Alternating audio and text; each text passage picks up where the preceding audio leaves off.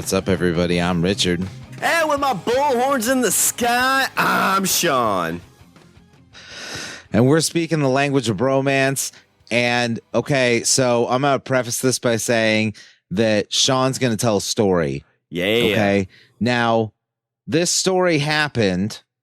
I'm gonna preface people. Okay, so this story happened 3 weeks ago, roughly 3 weeks ago, yeah. And 2.5 weeks ago, maybe. In the last 3 weeks, I have heard this story 5 times. Yeah, and that's now I'd like to the 5 that you toned me out. I've heard this story 5 times. It's a good story. This is going to be 6. Yeah. Okay. So now if people are like, yeah, like tell the story. Okay. But you don't understand because it's not like we're, together a whole lot. Like we've seen over the course of the last 3 weeks, we've actually only really seen each other like twice. What are the 5 times that you've heard this story? It was game day. I told you. What were the other 3? Yeah. You told my wife when we were having lunch. Yeah. So, and then you told me, when it, after it happened. So that's 3. And then I think you told it like once or twice more at game day to like other people. Yeah. Like other people kind of come in. So I have heard this story 5 times. But it's a good tale. This is going to be number 6. But to be fair, it is an interesting story. Yeah. And I don't mind hearing it 6 times. But I just want the listening world to know how excited he is to tell this story, because I'm excited to share the story again. I'm excited to talk about what this means to us, this genre of thing. So I won't bury the lead too much, Richard. It was a great lead in.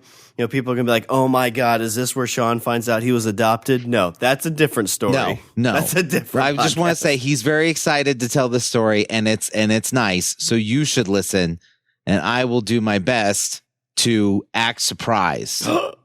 So, Richard, and you've made fun of me for it, and I've got our buddy Gene's made fun of me for it. I am nothing more than like a huge Papa Roach fan, right? It's a band from 2000. It's very big Papa Roach fan. They broke in with the new metal craze. They've survived that, and they continue to tour it's been like almost 20 years since their big album hit. Is it still the same? Is it still the same group? It's all the same except the drummer, which is interesting because the drummer they kicked out because he had some substance issues, and he was they're like, dude, you're gonna kill yourself if you stay with this band, so like leave. Yeah. But the lead singer, Jacoby Shaddix, has had like quite a few bouts with different substance issues and things like that. He's kind of come out of it now, which is a miracle to think about. Like, it's always funny, too, because you think about rock stars and stuff. Like, you give a 22-year-old kid, like, basically the keys to, like, the castle and say, hey, you're going to be at everybody's party every single night. Try not to, like, destroy yourself. And it's like, oh, right. Okay, I'm 21. I can handle it, right? Yeah, you probably can't handle it. Right. So, but, their first album I loved in the summer of 2004 and into 2005. My buddy JJ and we went to, I think, 3 concerts, like within a 4 or 5 month period. They played at like all these really small venues close by. So I got to go to a bunch of those. I got to meet the lead singer afterwards for a little bit. Nothing like too intimate. Actually, kind of, it's one of the reasons I don't like to meet like famous people, because in that interaction, like I was so pumped like to meet him, because again, like this has been like my band for like at this point was 4 years. Like it's what made me discover music. And so I kind of prefacing the bad with what the good happened with this next story. Yeah. Because, it was 2005. It was just me and JJ. It was the last concert we're going to see for our summer tour we were doing, essentially watching Papa Roach. And, we're like, oh my God, like there's their tour bus. Like, dude, should we like just hang out and see if we can meet them? And you totally got to. Like, they all came out, and I met, so I went up to the lead singer, and he grabbed my thing and signed it. And I was like, dude, like, we've seen you like 3 times. Like, you're a great band. You're awesome. He's like, oh, cool. Handed it back to me. He's like, all right, who's next? I was like, oh, like, It just kind of like when we met Kevin Smith, like that felt like he was listening to us. And in that moment, it was more of like, oh, yeah, here, sign it, go away so I can see these other people. Well, I mean, okay, so to be fair here, I'll jump to his defense a little bit in that instance, because like when you and I met Kevin, it was the two of us and it was him, and it was in like there wasn't like a line of people, there wasn't a bunch of people clamoring around. It was just the two of us, and so totally felt, like there was totally, the opportunity for more one-on-two interaction. And it was definitely in the realm, like why we were there to see him was kind of like we're kind of co-creators, whereas this, it was like, all right, dude, like we're just trying to get you guys out of here so we can get to the next city. And that was my first like quote unquote brush with celebrity. So he wasn't a jerk or anything like that. It was just kind of like no one of those things that, like you play these things in your head. We're like, oh, dude, like I saw you 3 times this year. Like I'm a big fan. Like, oh my god, that's awesome. Like, hey, let's talk for a minute. And instead of just kind of like, oh yeah, I'll sign this and go on your way, dude. Like just getting the signature should be all you want. Right. Because in that instance, like there's like a bunch of people around that are like, everybody wants, a 20-minute conversation, obviously that can't happen. Yeah. And it's one of those things too, like he'd been like, the band's been in my ear for like, at this point would have been 5 years. Like this was one of the first bands that I went out and like actually made a conservative effort to figure out what the name of the band members were. And to like kind of like actually understand where they came from. And because I mean, up to this point, like before Papa Roach came out, I listened to like country music pretty heavy. And there's like 97, 98, 99. I was trying to find like, okay, what's my music? There was like Matchbox 20, Fastball, Marcy's Playground. Like there's a lot of that like late 90s music. Fastball. Oh, I love Fastball. God, you made me listen to Fastball so much. But then like when Papa Roach came out, like Linkin Park and like a bunch of these big bands, Taproot, I was like, oh, like this is what speaks to me. And so it just it's been like, again, like it's one of those things that like with famous people, you almost feel like you know them even though you don't know them. And I think it was at that point, I was still young. I was only like 19 at that point. That interaction was kind of like, oh yeah, I guess like they don't have a clue who I am, and they can't obviously know who I am. Like there's no interaction that will be memorable for like them to me outside of a concert hall, right? Like they have so many interactions, right? Well, and remember. Also like what interaction do you think you would have that would like completely quench your thirst, so to speak? Like.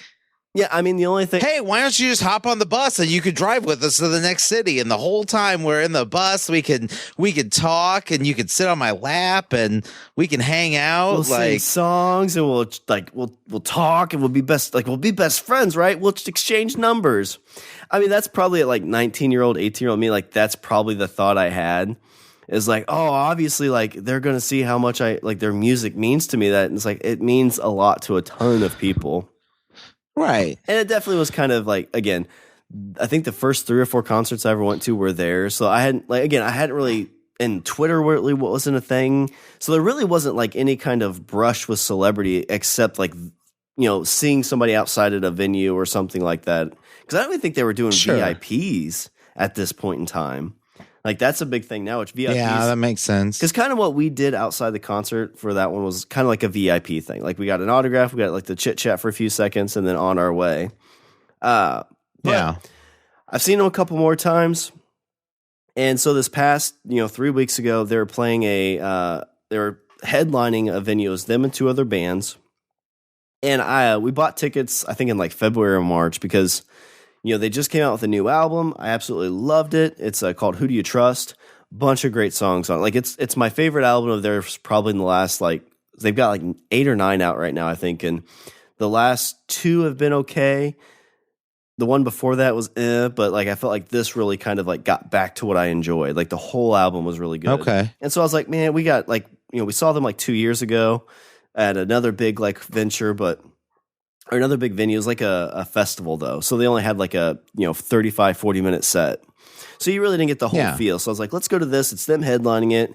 They'll probably play for an hour. You know, we'll get pit tickets, which pit tickets get you up close. And so it's like, all right, let's do that. So we bought the tickets. They're cheap, like $35. And there was a VIP pit area, which essentially it was like $30 more.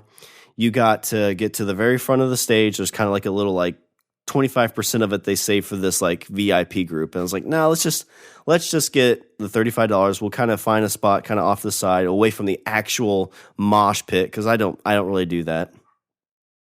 And we'll just go with that and it'll be fun. Like we'll be kind of close. We'll get to see the band. It'll be awesome. The whole time we're getting ready to leave town, because we're about 2 hours away from this place is. And I wanted to get there super, like I wanted to be first in line, because it was like, I haven't seen it in a long time. We have a chance to get close to the stage. This is what I want to do. And we get there like 20 minutes before the doors open, like probably like 30, 40 minutes later than I wanted to. So we're pretty deep in line. Like there's probably why were you running later? Reasons that weren't mine. Richard, I love my wife. I have to get ready.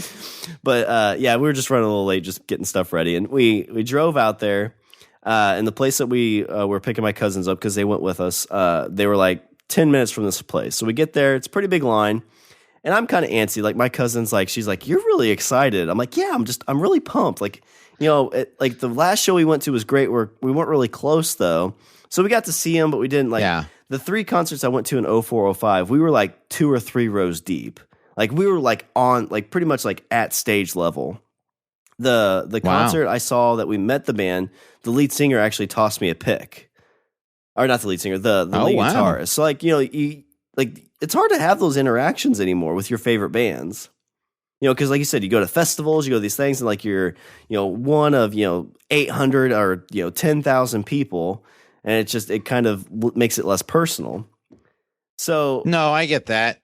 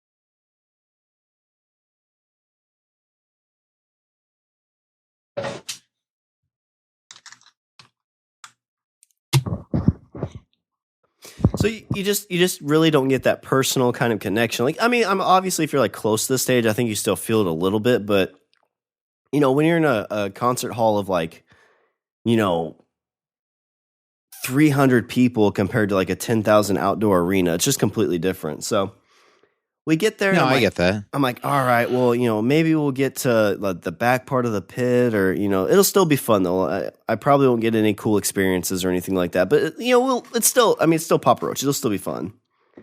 So we get there, and of course, you know, first thing people do when they get to a concert hall is they kind of rush to the front of the stage if they can. You know, they're getting drinks or relaxing. You know, a lot of people don't want to get necessarily as close to the front as they can. So we walk up there and we see this guardrail where the VIP area is. And so like the actual front of the stage itself was pretty stacked. So I was like, well, I don't really want to be there because we've got to go to the bathroom or anything like that. Like it's going to be tough to get in and out. So let's just go like right here. So we got to the very corner where it kind of elbowed or L'd, and we just stood there. We stood about, you know, 5 or 6 feet from that elbow. I was like, this is a good spot. We're like, is that where you wanted to be? I mean, when I looked at how the crowd was going to be, that's pretty much what I was like, this will be the perfect spot. Like, we're still close. We still can see the band. You know, we're like 15 or 20 rows deep in the pit. You know, the stage was high enough that like you had a great view. And so I was like, this will work perfectly. You know, we'll be able to see the band, be able to get in and out. If there's craziness in the center of like the mosh pit, we'll be away from that. This will be perfect. So we see the first band. I'm not right to mix it up with those young pups. Oh, well, I've never moshed. And I know like there's supposed to be like a code of conduct in moshing because, you know, like if somebody gets knocked down or you give as much as you want to get kind of thing. And it's just, I don't really like that. Like I like to listen to music, sing, interact with the band. Not really much for like jumping around and bouncing off of people. No, I've done it. I busted my forehead open. I was bleeding all over. Yeah, I mean, that was a good time. I have horrible luck with my teeth. Didn't realize that my friend was like, "Are you all right?" And I was like, "What do you mean, am I all right?" He's like, You like throw out the bullhorn. This is fucking awesome. Oh. Yeah. But no, like metal. This Taylor Swift concert is amazing. But I have bad luck with my teeth, so that's always been my fear because I've got 3 chipped teeth. And I'm like, I guarantee I'll lose one or chip another one. So I've just never really cared to do that. Okay. So first band plays, they did a good job. I enjoyed it. Second band plays, I wasn't too much of a fan. They sounded a lot like Fall Out Boy. It's called Asking Alexandria. Like, not bad. Oh, I've heard of them. They kind of got to where, like, when they're interacting with the crowd, I'm like, I feel like you guys are kind of fucking with the crowd. Like, I don't feel like you're kind of, like, having fun with them. I feel like you're like, hey, yokels, what's up? So I gotcha. At this point, I'm like, hey, guys, you know, I don't know how much longer this has. It's got at least 20 minutes. I'm going to go to the bathroom and come back so I'm ready for the Papa Roach show. So at this point, the pit was full because everybody's like, we know what's coming next. We're ready to go. So I had to snake through and snake back in. I had to kind of seep through some people. Got the stank eye. Like, what are you doing? I'm like, I was already here. Because the other thing I feel with concert etiquette is if you've already claimed your spot and you have to go to the bathroom, like I feel like you should get your spot back, especially if you're with people. I agree. Like, I don't feel like it's a thing where it's like, nope, you went to piss. It's like, listen, it's a 4-hour show. Like, what do you expect me to do? Like, I got here early. You don't know my bladder. Exactly. And I have a very little bladder. Like, I'm surprised you only went once. I went more than once. The first band I went after it was over. Because that's the other thing. Is when I'm at concerts, I get super nervous. Because I'm like, well, what do I have to like pee really bad like halfway through the show? Like, what am I going to do? So I was trying to make sure I empty that thing out.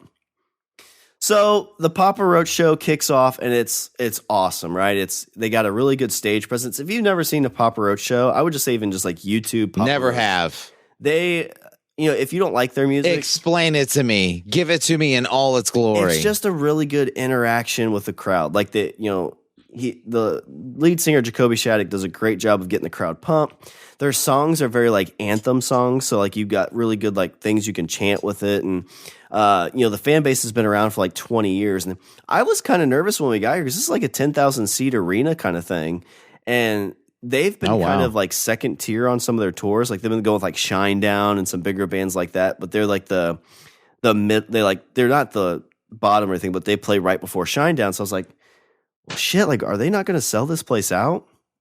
But when Papa Roach finally got on stage and everything, like I looked back and it was packed. I mean, this place was full. Yeah. Tiffany took a picture of it and did like a vid cam thing, and it was just like wall like one of those people. panoramic things. Yeah. And there's no empty seats kind of thing. So they play the first few songs. I'm like, fucking right. Like I'm into it. I'm jumping around, having a great time. Like, and we're close enough that like you can make out the singers. Like you can kind of like if they look in your direction, they're gonna see you kind of thing. Like it's not like you're way in the back where there's no way to get seen. So I'm like, fucking right, bouncing around. The lead guitarist is named Jerry. So after like the third or fourth song, I'm like, you fucking rock, Jerry! Woo! And so again, we're like in front of this pit, we're in front of the VIP area. And the VIP could probably hold like stacked like maybe 60 to 80 people. There was probably like 25 to 30 in there. So if you think about it, like when you're 20 rows deep, there's 20 rows of people between you and the stage, right? But here we're that length back, but there's only like maybe 7 or 8 people between us and the stage when you're considering like actual people. So I gotcha. So we were pretty visible there to like see the band, and like, you know, if they looked past them, like we'd be like probably the first group of people they'd see. So they go on.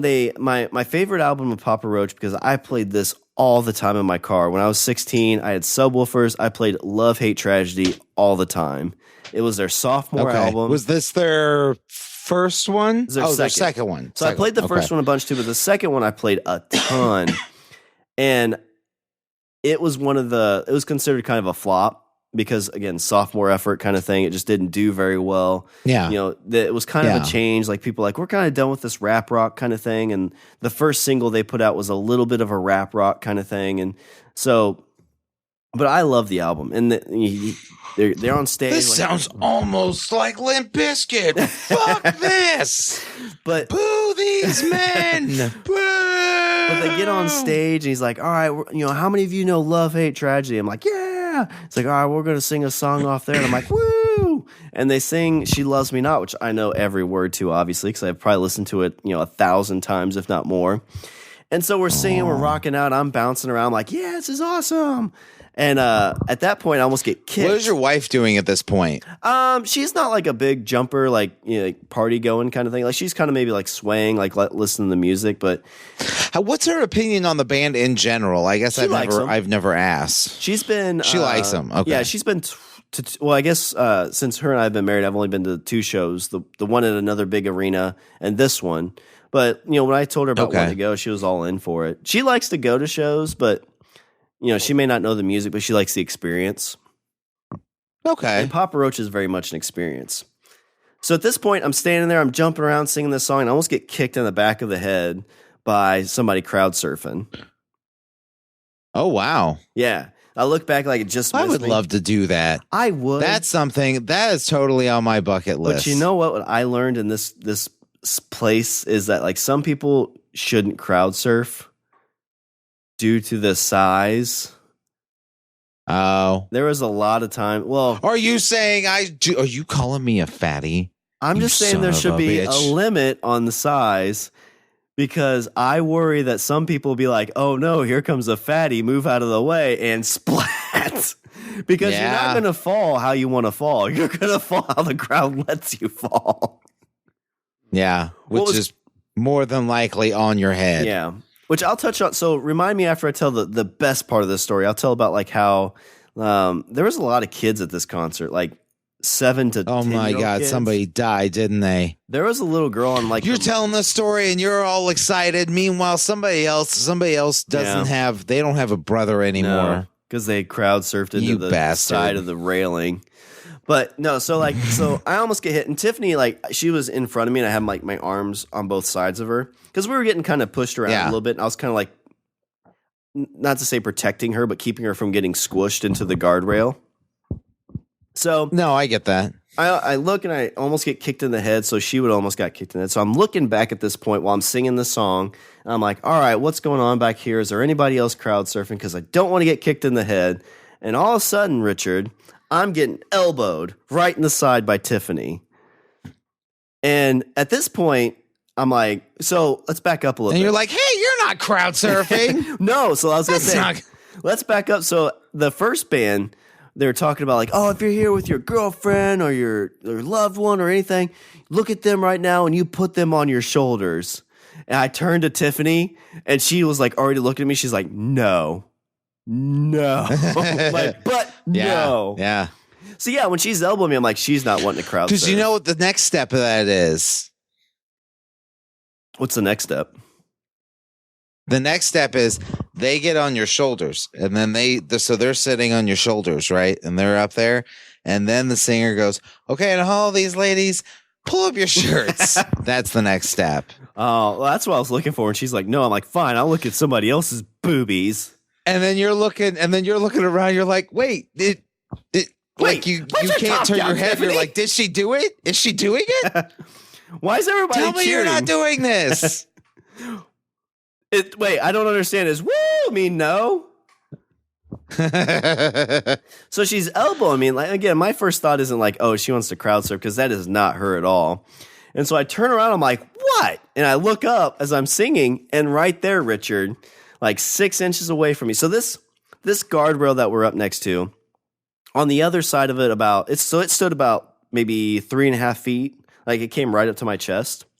So maybe about 4 feet. Okay. About 2 feet up around the whole inside of it were like these benches you could sit on, like these metal benches. Okay. So when I turn and look, right there in front of me, Richard, is the lead singer of Papa Roach, Jacoby Shaddix.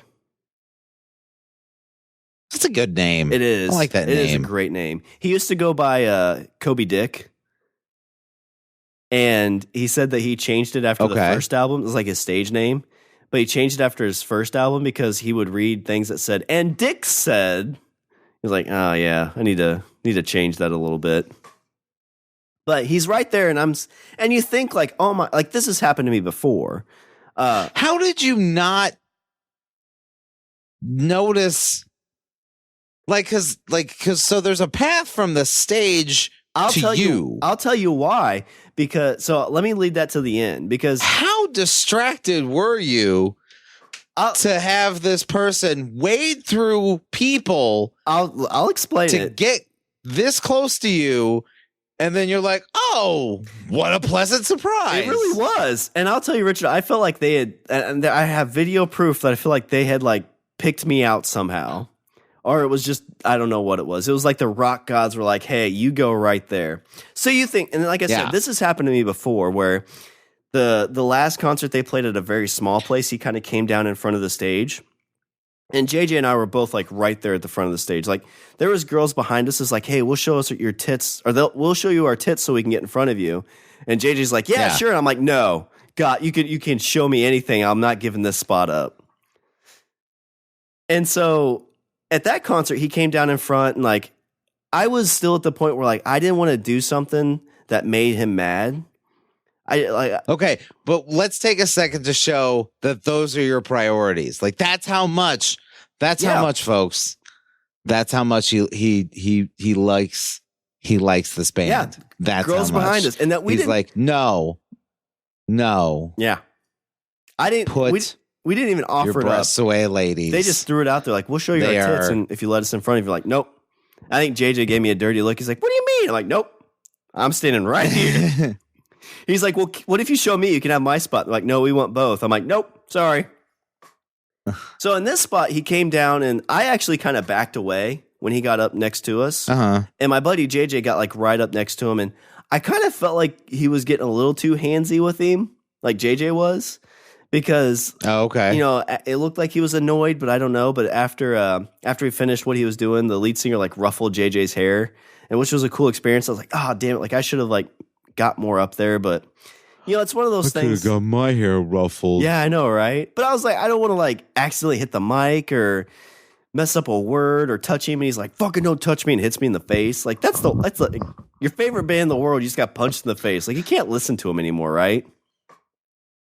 So I mean, I don't know. I guess it just. I mean, at that point, it's just a question of dignity, I suppose. Like this guy hit me in the face once. I mean, I still like him, but it was probably my fault. It was my fault. I'm gonna buy 10 albums. I did. I brought this on myself. So we're standing there, and I see him like, oh shit. You think like, well, that's cool. Like he walked by you, or maybe he stood in front of you for a second. Richard, no, he didn't. He actually leans in with the mic while we're singing the song, and we were singing pretty much like the chorus of the song together. And you think like, well, I mean, did he really? Yes, I've got video, and on 3 separate occasions, Richard, he pulls in and is like, hey, take this mic in your mouth. I'm like, oh yeah, I'm totally taking this mic in my mouth. And on top, like this is a song, Richard, that I have sang in my... See, we just got done talking about dignity, and then he's like, take this mic like a dick, and you're like, okay. I go, woo! Tiff's like, is he doing it? Is he really doing it? And so, you know, like this is a song, Richard, that I have sang in my car. I've sang in my in the basement of my house. And this is a moment like whenever you're singing, like, oh my God, like wouldn't it be cool if like they were singing a song and you were right there with them, or like, you know, the crazy like rock. What's the Mark Wahlberg movie, The Rockstar or The Rocker? Where like they call you, and I don't have a voice to do this. Like I'm not that good of a singer, but like you get called on stage and you hit the notes. But it was just a real, and I was still kind of like, I'm not touching him. I'm not gonna like grab him because I'm like, I don't want to piss you off. One, and plus I'm not a much of a toucher and grabber on people I don't know. But for him to kind of do that was like, he didn't do it with anybody else that I saw either, which was pretty cool. Although the girl next to us, he was kind of singing to her and then touched her forehead and she fainted. It was sweet. So you were so distracted by being afraid to be kicked in the head that you turned around and right there. Yeah. Oh, literally, it was right. That's what I'm saying. Like, how did you miss the lead in? I was trying to figure that out too. So I'll touch on that in a second because I think the coolest thing from this whole story. So that happened, right? Like that's a cool experience. I will remember that for like forever because it's your favorite band. Sure. It's it's not like a favorite band that I just found, like a month ago. Like I've listened to these guys for like 20 years, and this was a band too that. It's the one time. It's the one thing that like when like you're gonna like somebody's gonna say something about Papa Roach, and then you're gonna be like, oh yeah, and then your wife and your son are gonna be like, oh God, yeah. Well, and I mean, you say like, well, how much do you really like this band? And people always kind of scoff at this. Like, I didn't name my son after the lead singer, but that's the first time I ever heard the name Jacoby, and I loved it. So I always was like, if I have a son, I'd love to name him Jacoby because it's just a cool name. Sure. But yeah, so backing up before I tell you how I didn't see this happening. So the moment happens, it's going to be ingrained in my memory forever. My cousin was right next to me, and as we're eating dinner afterwards, she's like, "Oh, son of a bitch!" I was like, "What?" She's like, she shows me. I'm like, "Oh, cool, you got a video." She's like, "I just got a picture." And it was just of the lead singer's like side. So it didn't capture the moment at all. I'm like, you know what? Like, that's not a big deal. Like, I mean, I had the moment. It was great. Like, it was awesome. It was, would a video be great? Sure. But, it's no big deal. And so. Sad about it. Yeah. And so we're on the way home. And then because, see, it's not on the internet. So that means it's not true. That's true. Yeah. See, so you're telling me the story. You know what that means, Shawn? Didn't happen. Like, oh, yeah. It didn't happen. You know what, Shawn? I bet he leaned in. I bet he was leaning in and saying, I'm sure he did. This guy's trying to touch my dick. Yeah, exactly. But Richard, on the way home, my wife, she was kind of flipping through my Instagram, and she's like, I'm going to follow some. Oh, no, this is when we were heading down. She's like, I'm going to follow some people just to see, if I can find people who would like Language of Bromance and kind of go from there and see if we can kind of get like, just because that's what she does for her stuff. I was like, whatever. So the next morning I'm sitting there thinking about that. And I'm like, you know what? I wonder if there was any videos from last night's show that might have captured that moment. And so I'm flipping through kind of just hashtag Papa Roach, hashtag whatever. And I find a video from a guy who I'm pretty sure I remember who he was. He was a couple rows next to us. Or he was like two people down from us. Okay. And the video he had was from the first band. And he's like, there's this part where people are jumping and whatnot. And I was like, oh shit, that's really close to where we were. And I could see my head in his video. And this is why I love the internet. So I reach out and I'm like, hey, like we were really, really close right there. Did you by chance capture the moment when Jacoby came down and was singing in front of us? Within like 10 minutes, because I told him, I was like, because I'm right there in your video jumping. In 10 minutes, he sends me, says, yep, here it is. And it's a video of the complete moment. Right when he gets in there and starts leaning in to sing. It is on the internet. Yeah. That means it really did happen. And so I only have his Instagram. It's EFR33N. He goes to a lot of shows and stuff, but he emailed me the video of it. I got some good pictures from it too. Like I took some good screen captures, but like to capture that and to rewatch it. I mean, I've probably rewatched it like a dozen, maybe 24 times. Because again, I'm sure you have. My issue though is I'm like, well, did it really happen the way I thought it happened? Like, was he really like leaning in for me to sing with him or anything like that? Or like, did I exaggerate it or what? I don't know. You watched the video, Richard. What do you think? Is he leaning in for me? I have. See, now I got to go watch it again. Cause it's not as fresh in my memory. And as I back up because he didn't capture because there's a spot right before that where he leaned in one more time before that. So he kind of leaned in, did his part, and then leaned back in like what seemed like 2 more times. I think it's on our Instagram. I mean, it is. It is. I mean, yeah. I mean, I would say so. And so, like you said, like, I would say yes. You know, you're like you were saying, like, how'd you not see him coming through the crowd? He probably did that like 2 or 3 times going through the crowd. There's another video, Richard. I think I sent it to you. I'm not sure if I did or not. Where somebody captured it from like the other side of the VIP area. And what you see is you see him walk down the stage, and he walks at a pretty brisk pace, just like walking by everybody, high-fiving. And so at this point, he's kind of in front of the crowd, so I couldn't even see him. And he kind of makes his way. So if you think of it as like a square box, we are. So if you, I don't know if there's a good way to visually do this. If you look at a box, we were on the back right side. So the Jacoby Shaddix comes down in front of the very front right side. He walks down that path pretty quickly. He cuts into the VIP area, and then he cuts down in front of us. And the whole time walking, it looks like he's kind of walking with purpose. He's not doing what he did in our spot. He's kind of walking and stopping. And he walks all the way around, and then when he gets to where I'm at, that's where he stopped. And that's where he broke into this with me.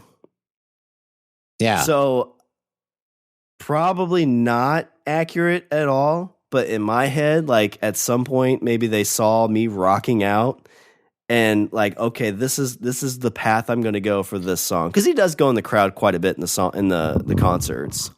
But this to me felt like a moment that was. So this wasn't the only time he did it during the show. No, it was, well, he came down to the front, I think 1 or 2 more times, but this was the one time he actually came into the crowd. Okay. So he only did it once. Once, yeah, like that, yeah. Because he came down, he walked down. Okay. So you see him walk over to me, stops there for a good part of the song, then walks back the other way. But he doesn't stop at any other point except in front of me. And then in the very, very corner where he couldn't walk anymore. Yeah. But you see that. I mean, it felt like, again, maybe it was just the divine rock god being like, all right, we're going to give you this moment.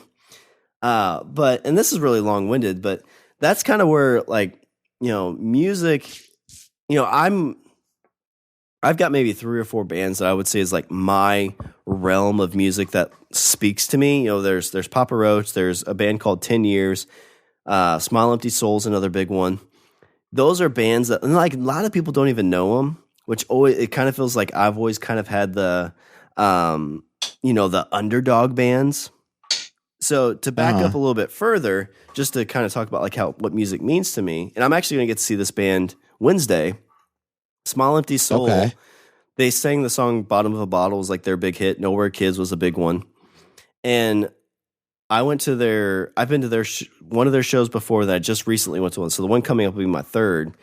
And the place we went to was a super, super small venue, right? Like you couldn't fit 200 people in there, or you probably could, but it'd be like a sardine can.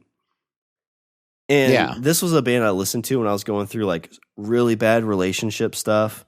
Like when I was super depressed, I would kick this music on.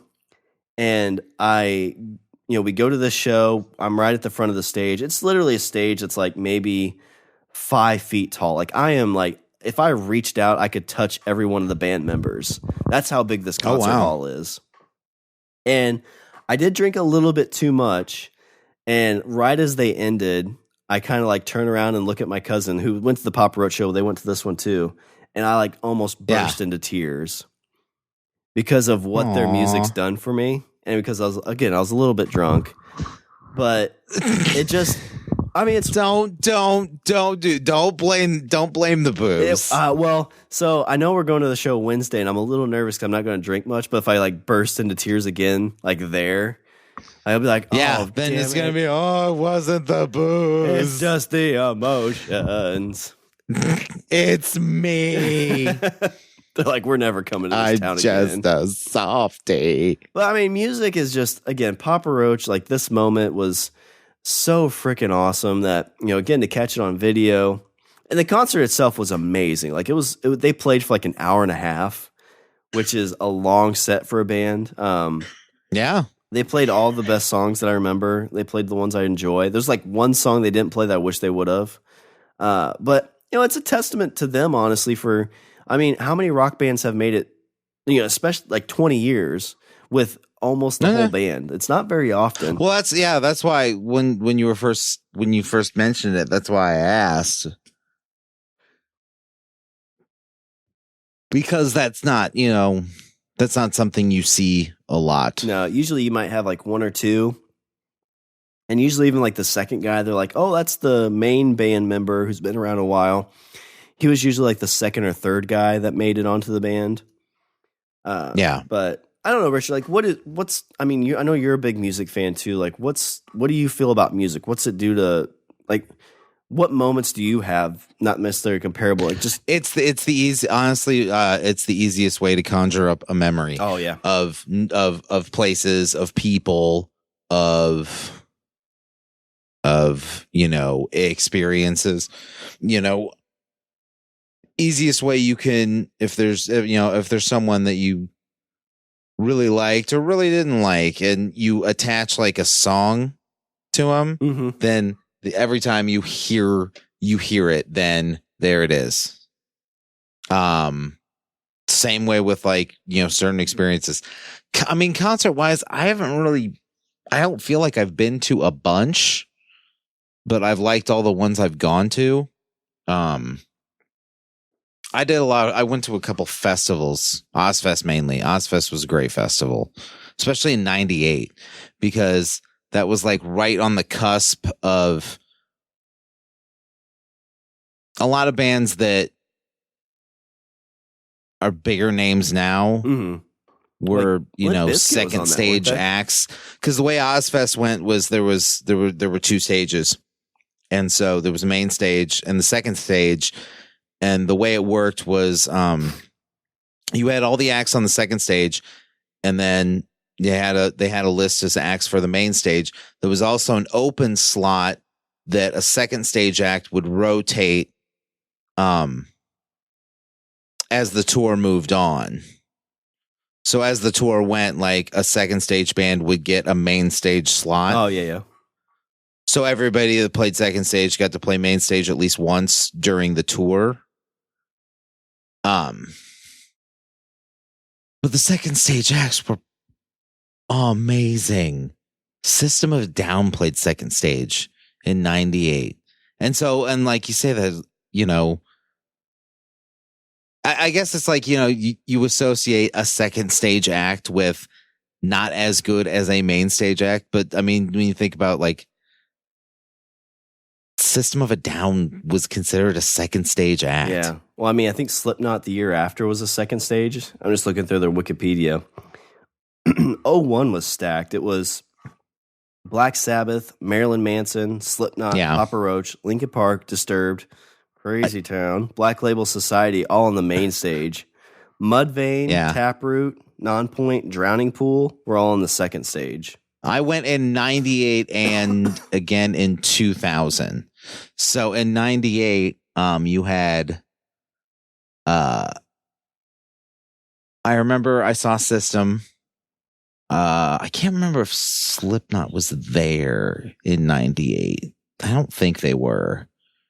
Soulfly was there, which in terms of metal bands, not a lot of people know Soulfly, but they know Sepultura. Sepultura is a Brazilian metal band, and they broke up, and so a lot of those guys formed this other band, Soulfly. So it's a lot of the guys left from Sepultura, which was amazing band. But Soulfly was main stage. Seven Dust was a main stage act. Tool played in '98, and that was nice, amazing. Interesting story about Ozfest. So Papa Roach, like I said, was on 2001. They hated being on that tour so much because all the places they went to, they always said like there's these old like dudes that'd be like sitting there with their arms crossed, be like, "We want Ozzy." So the lead singer, that kind of bothered me because when I went both years, like I like it was that, and I didn't like that. Neither did Papa Roach. And so what he did is at one point he took a shit on stage and threw it into the crowd. Oh, that's nice. Yeah, and then they've never been Isn't asked that to sweet? play Ozfest again. I don't think they still do. I don't think they do it anymore. I'm looking through here. Cold Chamber was a main stage act back in the day, but Tool was amazing. Megadeth played that year. That was really great. Like I said, I remember all of these. I think Megadeth was when I got in the mosh pit and had my head busted open. Because I was like, if you're going to get in a mosh pit, it's got to be for Megadeth, right? I can see it. It looks like they still do it. They did one in 18 and 19, but it's like very much smaller. Oh, nice. It's like Osborne. It's Ozzy, Zombie, Manson, Korn's lead singer, Jonathan Davis. In 2000, I saw, and I'm so glad that I went in 2000. It was the first thing. It was the first thing my wife and I did after my oldest was born. Like, it was our first time like out in the world. It was like, hey, let's go to a concert. So we drove there. I remember is on the way there, my car overheated, and so I had to push it under an overpass to get it to cool off. So I'm like sitting on the side of the highway in the middle of the afternoon, waiting for my car to cool off so I could drive it the rest of the way to the show. So what was the show? But still went, got sunburned. I saw Pantera in 2000. Oh, so it was Ozfest 2000? It was Ozfest in 2000, yeah. Pantera was there, and Pantera. I mean, don't get me wrong. Like, Ozzy's great. Like, hands down, like, that's always an experience. And like, he was, when I started listening to him probably when I was about like 14, and that was I'd say that was the first artist that I was like, I have to own all of it. So I bought, that was the first artist that I bought every single one of his albums on CD. Did your dad introduce you to him, or was it just something you found on your own? I think I had an uncle that bought me one of the CDs, and I really liked it. And so then I bought, just on a whim, they had a double disc live one called Live and Loud. So I bought that one, and that one I fell in love with. So then I was like, well, now I got to own them all. And so I went and bought every single one. And there was, oh God, how many albums do you have at that point? 1, 2, 3. I want to say almost 10. Oh, wow. That was back in the day when you had to buy some CDs. of them were just live. Some of them were just live. Yeah, that's when CDs were $20. Yeah. Each. Yeah, so I know, so my concert going experiences, so I've had a couple rough goes. So my dad is a huge AC/DC fan, and he's never seen them live. And so there was a show in real close by Kansas City. It was like 2 hours away. So I was like, all right, Dad, like I'm dropping, it was like $100 a ticket, like right next to the stage. Like, I'm doing this for you because you've never been, you need to go. And he's like, oh, that's awesome. And he was going on a fishing trip. So it was like, the concert was like on a Tuesday, I think. And he was going to be gone Saturday, Sunday, and like making it up here on Monday. And so I was like, all right, it's going to work perfectly. The week before the show, the lead singer of AC/DC said, hey, sorry guys, there's been a death in the family. And like, as I'm reading this, I'm like, fuck, they're canceling the show. He's like, good news, we'll still have the show. I'm like, awesome. He's like, but we're going to move it back to Sunday. And so I text my dad. I'm like, hey, no, this is what's going on. And he's like, we're in the middle of Minnesota. Like, we're not leaving. And like, I'm with a bunch of people. Like, it's not a plane trip. It's like, we're driving. Let me see what I can do. Right. He like fumbled around. He's like, well, I mean, maybe I could rent a car, but that's going to be like $600, or it was like something ridiculous. And finally, we're like, listen, like it's just not going to work out. And he's like, I'm really sorry. Like, I'll send you the money. I'm like, no, don't worry about it. I'll try and sell them. And I got my money back for selling them. The show happens. Nice. I'm like, all right, well, they'll come around again. I'll get the tickets. We'll do this at some point. Like a week after the show, because they hadn't played a show since I think they canceled the rest of the tour. Or they didn't have anything else planned for a little bit.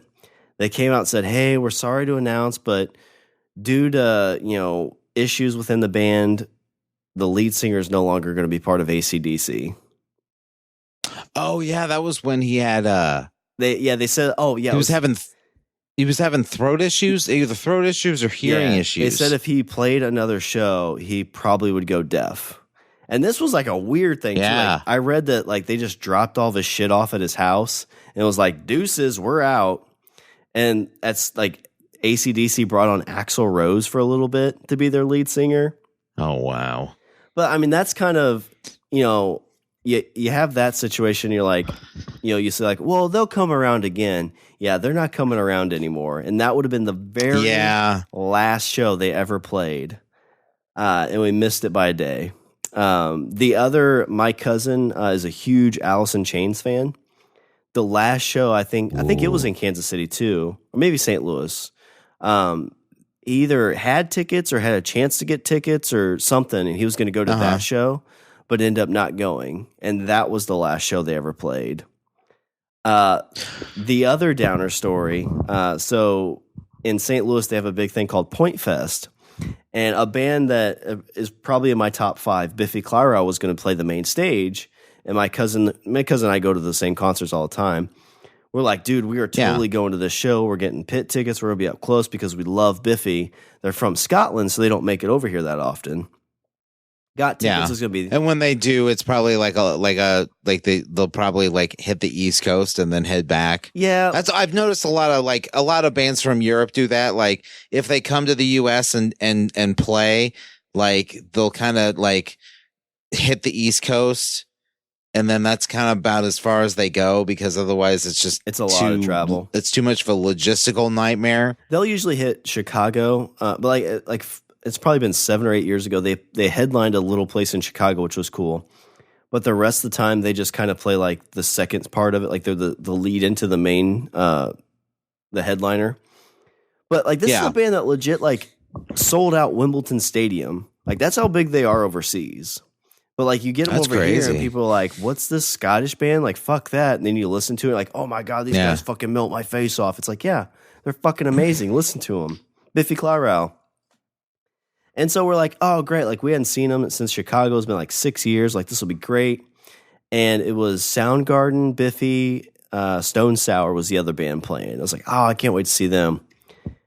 3 days before the show, Richard, was when the lead singer of Soundgarden decided that he couldn't be around anymore and unfortunately killed himself, which was super sad. Super sad. And they end up canceling the show that day. So there's been 3 opportunities that have been missed due to some bad stuff. See, and that should be the lesson. That right there is the lesson. If you don't say to yourself, I'll catch him next time. I'm busy right now, but I'll catch him the next time. I'll catch them next, concert season, next time they go around, whatever. That's not 100%. And honestly, not having the experience is hard. Yeah. Not going oh no, I never okay. So what is a band or artist that you wish you could have seen but never got the chance, and now you're oh no? The first one that comes to mind is Linkin Park. I loved Linkin Park in 2000. I kind of fell out of them when they had their other albums, but that's a band that I probably would have enjoyed seeing. But for the most part, the bands that I've enjoyed, I've made sure to go see, just because again, my bands aren't all of them aren't festival headliners, so I've gotten some pretty good experiences. Oh, yeah, that's true. So it's worked out pretty well for me there. What about you? Is there a couple of bands that stand out that you haven't gone to see that you wish you would have? Hands down, top 2, Prince and Tom Petty. Ooh. Those would be good. Those would be amazing. Prince would have probably been a whole amazing ordeal to see. Like that's when even if you're in like the grassy area, it's like this is fine. Like this is still amazing. Yeah, exactly. But Richard, to bookend it before we get into your Richard's closing thoughts, like you said, if you get a chance to go to a show, the Papa Roach show, it's been a long couple weeks. We're kind of tired. We're, just wore out. And I wasn't even looking. I mean, I was looking forward to it, but I was like, I really don't feel like going all the way to Kansas City to see the show and, sit there with a bunch of people and, it'll be cool. But it's like, I don't know if I want to do it.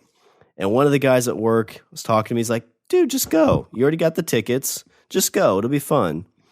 And Richard, if I would have let like that creep in and Tiff and I'd be like, we'll just bite the $70, we would have missed out on not only a podcast episode, but an experience of a lifetime that is on video on the internet. You would have missed out. We would have missed out on the podcast episode. You would have missed out on the experience. Well, I mean, I've got to share it to you 6 times now, so I feel like you've... But see, now that makes you think like, what if you went to that AC/DC show? Oh, yeah. What if you went to, what would have happened, Shawn? My dad would have got on stage. What story could you have had? It would have been like singing with the lead singer. Yeah. So that's the closing thought. The closing thought is what could have been. Yep. You'll never know. That's why you should always go forward with what you want to do. Exactly. Because, Richard, what we say... Go to all the shows. Don't ask why. Who needs you ask work? why not? Who needs jobs? Yeah, right. That's pretty good. Yeah, exactly. I know, like, obviously, Tiffany and I think have done good with this with bands. And I think it's because of the other time I've learned this at a young age with bands. So when I first moved to the hometown I'm in, the concert hall that I went to for my very first show was for Papa Roach. Very small venue, like I said, it was like 200 people. When I first moved into town, they went back and played that like 6 months after I'd been living here. And I kept telling the person I was with at that point, I was like, I really want to go. Like, I really want to go. And it was like $15, $20 tickets. Like, it was super cheap. And she's like, no, we're not going. Like, they'll be back. You'll be fine. We're not going. And guess what, Richard? Never been back. Yeah. So like you said, if you get the chance, obviously don't like kill your finances, but if it's financially doable, and maybe even if it is only about 2 hours, 3-hour drive, go ahead and take that opportunity. Check out your favorite band. It'll be a great experience. It'll be awesome to see. And you could say you've done it, because the alternative is you say, I've never got to do it, and be like my dad, who will probably never get to see AC/DC live. That's sad. Ended on something happy. I got to sing with the lead singer of Papa Roach. You did. Yeah. You did. And you know what? The 6th time I've heard it, it's still just as just as nice. Yeah, I keep it for like a coffee, like if you're in a conversation with people at like a party, because I usually don't like to talk to people. Yeah. They're like, "What's that band that sings that one song?" I'm like, "Oh, Papa Roach, I met him here." Like, no, we were thinking of Sinead O'Connor. Sinead O'Connor just did a performance of Nothing Compares to You, and she swore she'd never sing that song on stage again, but she just like did it like a couple weeks ago or something. Crazy. Yeah, all comes back around. Still sounds amazing. And you know who wrote that song? Prince. Somebody that I'll never see in concert. Prince. Yep. Damn it. Go see a show because they're awesome. I've seen Ozzy, Tool, Pantera, Korn. I went to Family Values in '99. I saw Korn. Korn was great. Saw him again a few years later. Rob Zombie. Zombie's a good show. Motley Crue. Got to see Motley Crue when it was the 4 original members. Nice. Like one of their last shows. I'd go, but I wouldn't like. Yeah, I'm just not big in the hair bands. Like Guns N' Roses used to be my jam, but even now, I'm like when they were doing the reunion tour thing, I'm like, I think I'm good. Well, yeah, because like that's Axl's fault. Yeah. Blame Yeah. Axl. Oh yeah. Like Slash's other bands, I know he's done it's not Slash's Snake Pit, but he's got his own little thing. Velvet Revolver. Well, he's even got his own independent stuff that he's toured with, like small places. Like that would be awesome. Oh yeah, yeah. Like, just see him jam on a guitar for like hour and a half. Ugh, be amazing. Yeah, I love Slash. Wait, Richard. So we're tidying up our bands, tidying up this concert going experience. What are some of your Richard's closing thoughts? Go see a show. Don't hesitate, and don't say to yourself, "Oh, they'll come around," because they might not. Yeah. And then you'll be sad. Don't say we didn't warn you, because it happens. Yeah, buy your tickets now. All right. Well, yeah. As we're tidying this up and the crowd is saying, one more song, we're going to do a little bit of housekeeping. Visit our website, we're languageofbromance.com. Follow us on Twitter and Instagram at languageofbro, where you can find the video. Email us at bros@languageofbromance.com. Like us on Facebook. And if you want a little bit of LOB merchandise, go to our TeePublic store at teepublic.com and search for the Language of Bromance. And if you're like, oh my God, guys, like you got to sing with your lead singer, your favorite band, what else do you want? Well, I mean, if you'd like, you could join our Patreon. It's www.patreon.com/languageofbromance. And we're also part of the Pod Bros Network. The touring show that never stops. Yeah, the podcast network that always brings you an encore. All right, was there anything else before I close her out? No. All right, well, that's all the Bromance we have for this show. I'm Shawn. And I'm Richard. And remember, don't be a why. Be a why. Not. She loves me. Now it's time for the encore. Trust me not. Do you realize I won't compromise? I didn't sing like that, but I don't have any music going on. That was going to be my next one. You didn't sing like that, did you? Because he leaned in and they leaned way back. It's like, whoa, whoa, whoa.